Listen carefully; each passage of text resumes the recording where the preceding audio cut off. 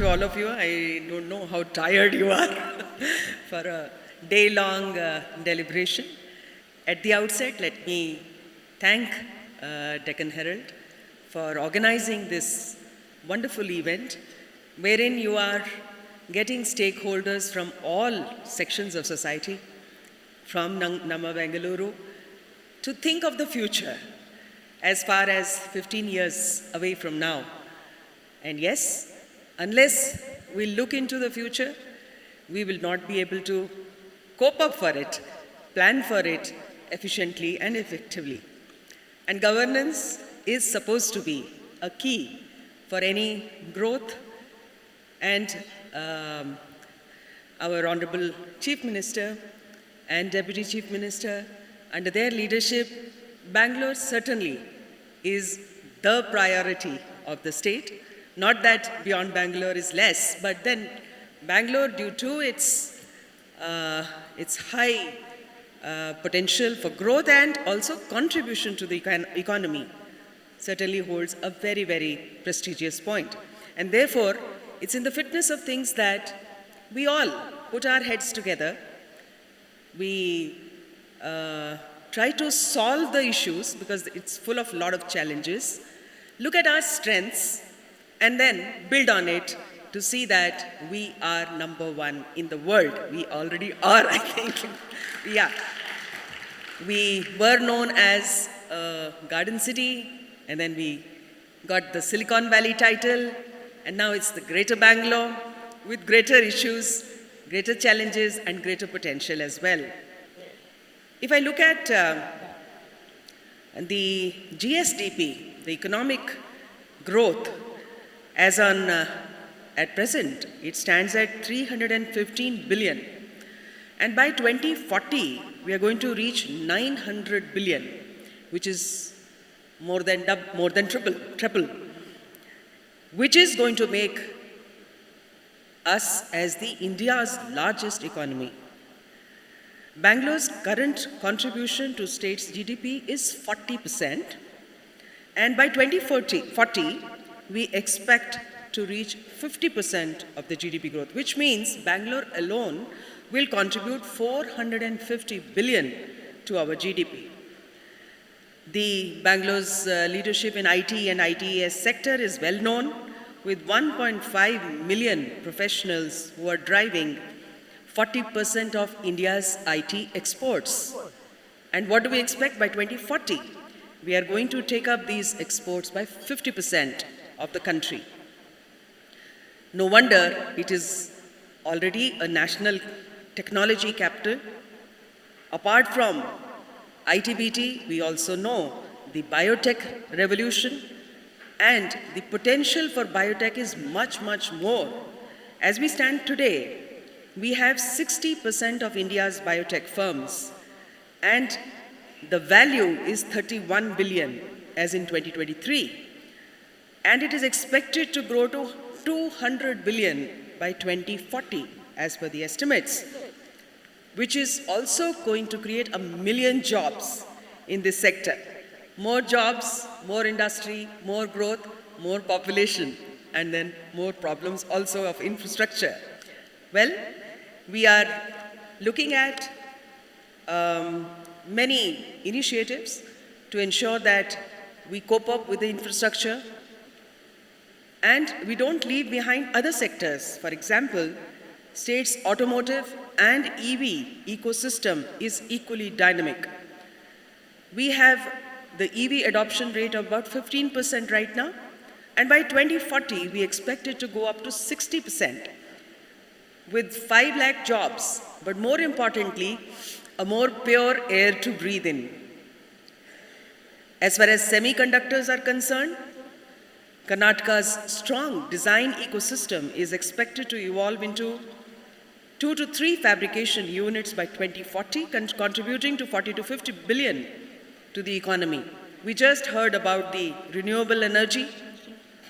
Almost 70%, we are the only state in the country with 70% of its energy being produced through the non-conventional sources, and we continue to look bigger on that front. Apart from these trends, we also need to look at tourism and culture. Most people, when they come to Bangalore, they say, what is there to see in Bangalore? But I'm sure of late, many of you would have got the Ambari rides. Anybody? Yes? The Vidhan Saudha tours? Yes? The walkathons, not the walkathon, the heritage walks in your own neighborhoods. So there are lots and lots of activities which we are trying to take up through tourism and cultural development.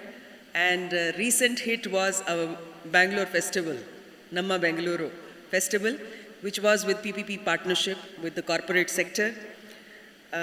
We have to have, as Honorable Deputy CM said, along with work, we also need recreation, and we need to really develop a lot of activities where people can relax and have good, peaceful and mentally healthy, keep themselves mentally healthy for more productivity. We, according to the 2024 Sevelis Growth Hub Index, we are the fastest growing city in the world. And the report projects that Bangalore will continue to outpace other major metropolitan areas, reaffirming that the world sees in Bangalore what we already know, that it's a city destined to lead. Very recently, the US ambassador was here and he met the Honorable Chief Minister. And he went gaga over what Bangalore. He says, it's my first visit, and as I land at the airport and I come up to your residence, I think it's Los Angeles.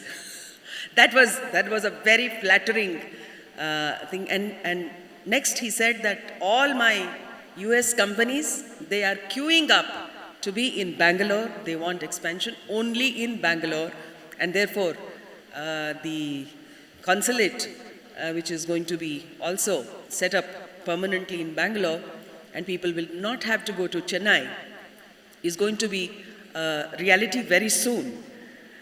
Bangalore's rise in economic strength is also coupled with the strength of its people. Our city is known as a true melting pot of cultures, attracting talent from all over the country as well as the world. I asked many people who come over, especially the youngsters or the investors, why do you want to locate yourself in Bangalore? Why don't you go beyond Bangalore? Why don't you go to other states which are offering so many incentives to you?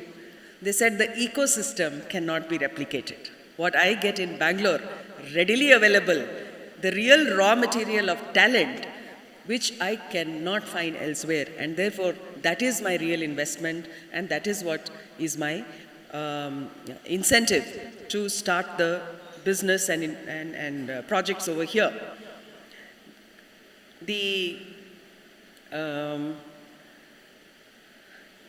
As we envision Bangalore in 2040, the most striking feature of our journey is that it's going to be a preferred destination for global enterprises.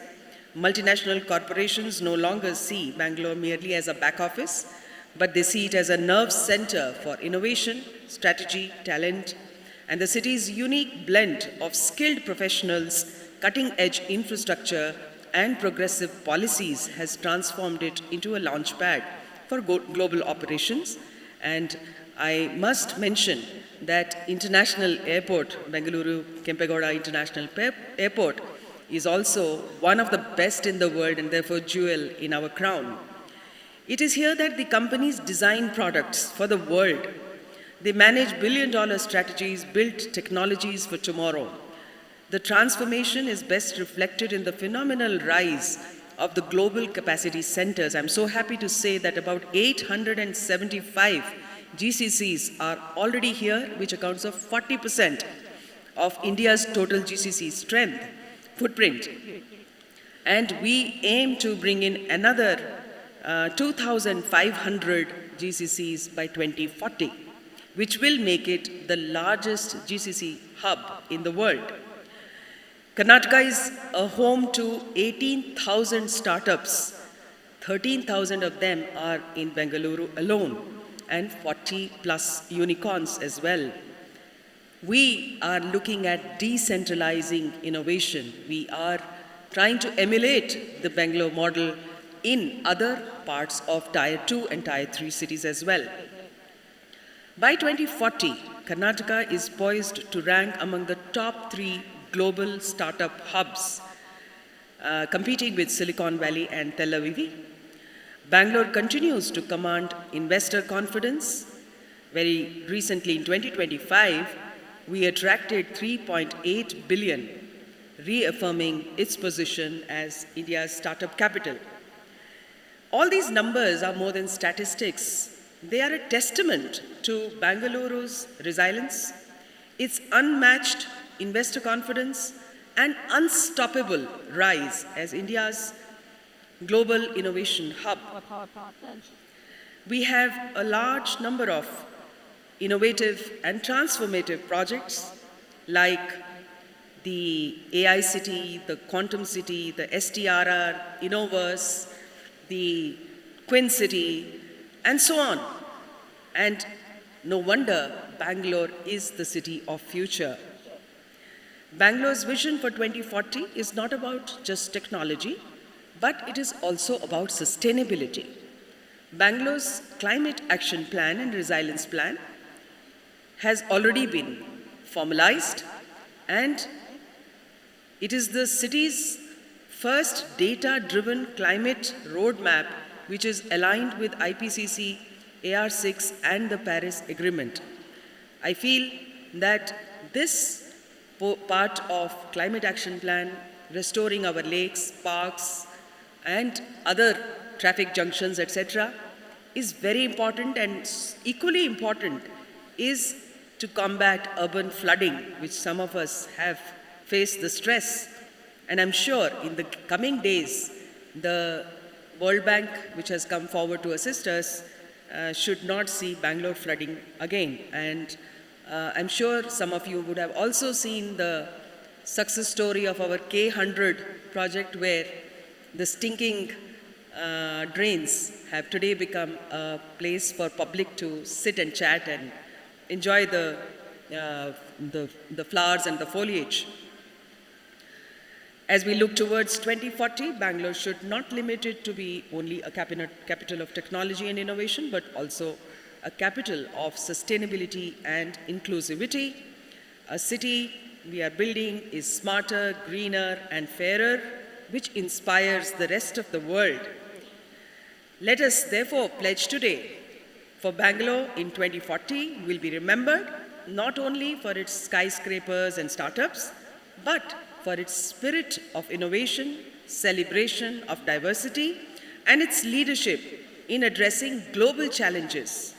Together, we ensure that Bangalore is not only the city of future, but it embodies the future itself. I hereby take this opportunity to call upon all the stakeholders present here and all the accomplished readers of Deccan Herald to take pride in Namma Bengaluru and join hands to translate the dreams of smarter and greater Bengaluru as we march forward with confidence and support of each one of you. Thank you once again for giving me this opportunity.